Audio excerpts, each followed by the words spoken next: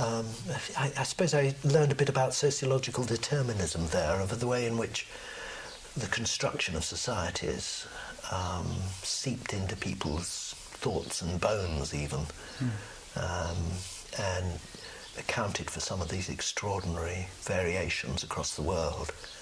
And that was a very exciting discovery, because it made one come back to thinking about how wartime Britain had created a different society, for example, or how post-war Britain was evolving. And that set a train of thought which has stayed with me forever.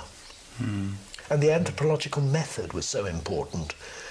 That idea that you didn't do things in an aloof way. You didn't sort of send out teams of juniors to collect your data, and you sat at home in comfortable situations and looked in through your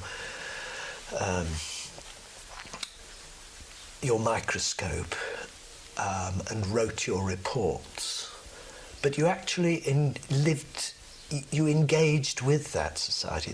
There was a sense of you not being able to write anything decent about the societies you were trying to describe and understand, unless you at least spent part of the time there, and better, lived among them.